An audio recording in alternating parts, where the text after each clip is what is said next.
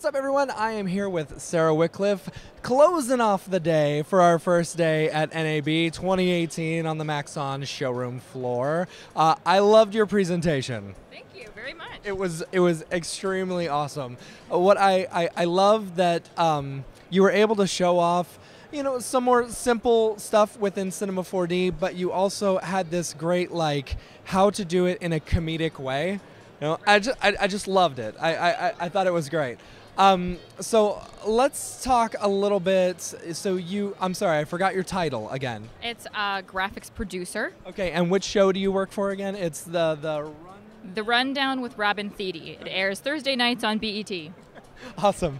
So it's a comedy show, you know, and so in your talk, you talked a little bit about like ripping things off so much but no, without getting sued.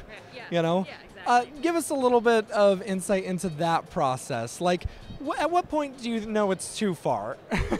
That's a very good question, and the answer is that it's actually different at every show. Okay. It really depends on how active your show's lawyers are, and you know, at the Rundown they are particularly careful, and so things that I could have gotten away with at other shows, I cannot. And so, for example, we can only use Adobe Typekit fonts. You know, oh, really? Things that are, you know, like Font Squirrel, DaFont, anything, even if it's, you know, considered public domain, their whole thing is that they have to vet every individual license. And so with Typekit, they only have to vet one license for this whole package. So that's why it's kind of safe to use those, but it's not really worth it. As for where the line is in regards to parody, often if something looks too close, and it's hard to predict for us what's going to be too close, we send every single graphic to our lawyers to vet. Yeah. Every single, but that's based on, you know, we had like a Eat, Pray, Love parody that we did, and we actually had a Stranger Things one as well. Okay. And with those two in particular, they were pretty close, but we were asked to change the shape of a couple of the letters, because if the font shape is really similar, that's one thing that's going to kind of set them off. Oftentimes just changing the color of something is good enough. Okay. But then if you look at, I don't know if any of your audience watches John Oliver. I love John Oliver. Yeah. So last weekend, there was the Tot Bench segment. It was the parody of the show Hot Bench. And if you it's a real courtroom show, if you put Tot Bench and Hot Bench together, they are nearly identical, but the difference is that rather than a gavel, there's like an outline of a kid in gold. And so I thought about actually showing that one as an example, like this is how another show does it. I didn't do it, so it didn't really feel right, but that's how close it is. And the thing is that's what makes it read. That, you know, if it was a deviation, it might the audience might think, what are you talking about? Yeah, you want it recognizable, yeah, but not so much to the point where you get sued. Right. I guess. And yeah, you want it to be recognizable immediately, because these yes, things go by really fast. Yeah, so yeah, you're playing on, you know, this memory that we all have of what these graphics look like, and you kind of have to rip it off to do it. So let me ask you this: that's got to be difficult because you're under extremely tight time constraints. You know, now I don't know. With previous jobs, you said you'd have as little as 2 hours to make this stuff. Yeah. I'm assuming you've got a little bit more time with the current job you're with. I would hope. Yes. But I would think that getting these done first and then sending them over to lawyers to get approved, like, yeah, are there some that just say no, that's too close, you got to just scrap it? Well, there's always a way to fix it. So, you know, this example isn't really about something that I did in cinema, but we do a lot of Photoshops. And so there is another aspect of it when you're looking at any graphic where there are prisoners, even if they are people that are on Getty Images in a prison outfit. If you are insinuating editorially that this person was a felon for some reason, you can't show their face. Okay. And so another example is I don't remember what the joke was, but they wanted to do a joke about like 20 gay men on a parade float. Okay. And so we cut out 20 men and we made this big crazy parade float. And then the lawyer said, you can't insinuate that these stock photo people are gay. And our response to that was by putting masks and sunglasses on all of them, because as long as you don't see their face, it's all right. The other thing, though, the other way that you avoid this, if you can't cover their face totally or just don't want to do it that way, is you use the staff. You put your face. Oh, that's hilarious. So that's why you'll see, one of the assistant directors I work with, he's in almost every John Oliver episode. He's in Samby all the time, like, oh, there he is, okay. And it's not just because it's like a fun little, Easter egg for us. It's also just a legal thing. That's so funny. So do these people have to like sign their rights to allow them to use their face? You're supposed to, yeah. Okay. But sometimes it's just going through a Facebook and like choosing one, and you're like, you're okay with this, right? I didn't do that on my show. I've never done that before. If you're watching, I don't do that. Other people do that. That is hilarious. That is really funny. Okay, so let's completely switch gears. You, along with a couple other women within who are presenting for Maxon, today participated in a Women in Mograph panel. Can you give me a little bit of background about that? Maybe, I mean, it's Women in Mograph, so that's the title of the name, so we kind of get it. But like, just give me a little bit more information about it. Like, so it was a really, really great discussion, and we're going to have that online in a couple weeks, probably.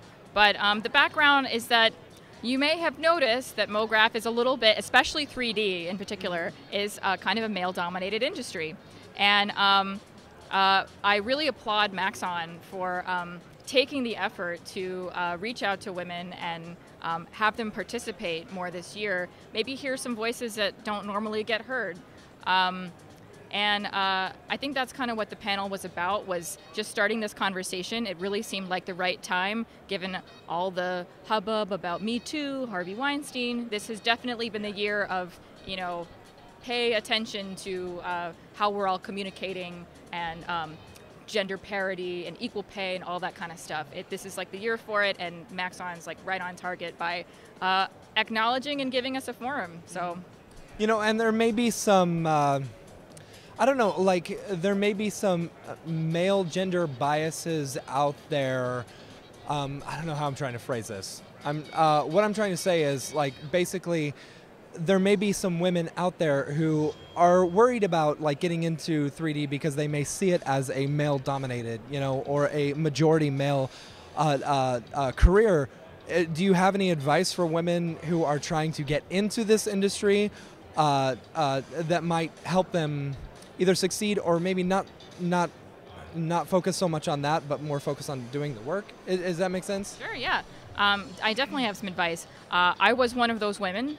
For a while, I was in this graphics department, and they were all guys, and it all seemed like they knew what they were talking about, and I would just let them do the big, shiny, crazy stuff because I was so afraid of asking questions. I was kind of I knew I could open it up and figure out a little bit, but when I would find myself asking a lot of questions, I was self-conscious of looking like the stupid girl. And there's a little bit of like, she throws like a girl, there's this perception that, perhaps women might not pick up on technical things as fast, or, hey, let me help you with that. And when you don't get something right away, I think it's actually really easy to feed into that in your own head, even though that might not be what all the guys that you're hanging out with are actually thinking about you. It's easy for women to internalize that and feed on the biases that are already present in our culture and let that stop them. And it was only when I had to move on to another job where I was the only designer that would do any 3D at all, even if it was limited, that I kind of just had to put on my big girl pants and do some tutorials and figure it out. And by just forcing myself to get into that uncomfortable place of learning and not picking up something right away, but continue trying and working at it, and not really having people around who, honestly might have just only wanted to help, but made me feel self-conscious, made me feel like I might look stupid. By just doing it myself and doing it over and over again, it gave me the confidence to get in there and now hold my own with, no matter who I'm working with. I still haven't been working with the program that long. I have a lot to learn. But my advice is to just don't be scared. It's not rocket science. This is actually a really, really supportive community. And always reach out and ask questions. And if you are feeling ignored or passed over, or want to go for an opportunity but don't want to look like a bitch or something like that, get out there and be aggressive, because guys aren't thinking about it. I'm going to look like a bitch if I do that. No. So keep up. Just attack it with the same vigor that your male counterparts would, and yeah, go get it. So here, now to switch things to a different question, me as a male, maybe sometimes I don't realize that I am unintentionally, and I'm sure there's a lot of men out there within this industry who are doing that, Is there any advice, I don't think I've ever heard this question asked, is there any advice that you would give to men in order to, understand that this is an issue? Because it's some may not see it as an issue until it's brought right in front of their eyes. Is there any advice that you could give to men in order to be like, hey, dude, get with the program. Realize there's a problem. Right. Well, I see it on both sides of the issue. So, first of all, don't just assume. I mean, this is fairly obvious, and I'm sure a lot of people don't assume this. But just because you're working with a woman, that she's not going to know the same kind of technical stuff that you do. Yeah. There were some things that we talked about in the panel. Some of my counterparts on there had experiences where they would be told by a superior, "Hey, let me have this guy come over and explain this to you," or one of the artists was supervising a team and came over and was told, "Hey, help this guy out. It seems like he's struggling to set up the render farm." And she had done it before. He was brand new. He was very combative with her at first. And it kind of took her proving herself that she actually knew what she was talking about for him to actually pay attention to what she was saying and not give her a little bit of an attitude. So don't just assume that because somebody is female that, we're a novice or something like that. At the same time, I had an experience yesterday when I was prepping for my presentation where right after I finished my rehearsal, a really well-intentioned guy came up to me and said, "Hey, just a tip, you might want to hold shift when you rotate something because it'll snap." And I hadn't been doing that. I was sort of screwing up when I was rotating something and taking too long. And, it was a really helpful tip. And I didn't perceive it as being aggressive, but I had already been feeling so stressed out that I flubbed that moment that I was like, oh, I don't know what I'm doing. And women often suffer from much more of a lack of confidence than men do, especially when it comes to doing something that's very technical in a big group of people doing the same kind of thing.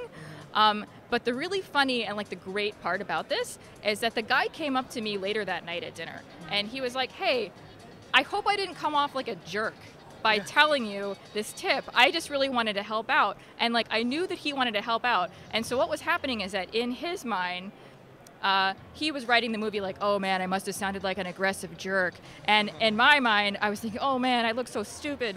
And so, together, I guess we can all just say, don't write the movie in your own head. Right. Just come to work, do your best, and just be honest with each other. And, it goes for the guys. Don't make assumptions about the ladies. Don't interrupt them. That's a big thing. Women hate being interrupted, and it does happen more often. So please let them finish.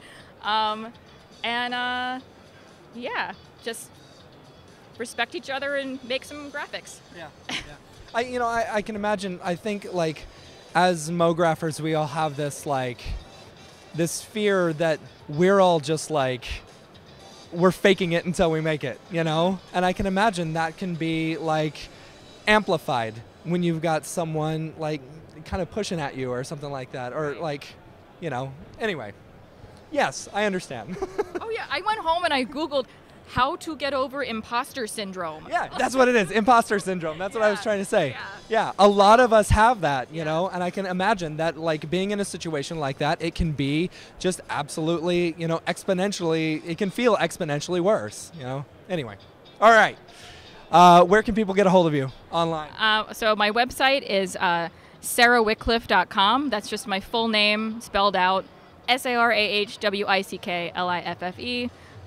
You can hit me up on my website, and I don't have much going on my Instagram right now, but that'll change when my show goes on break, and hopefully I have time to screw around and make some art. So, thank you so much.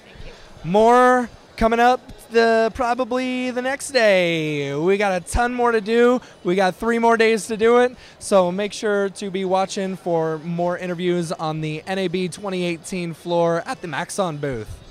Peace out.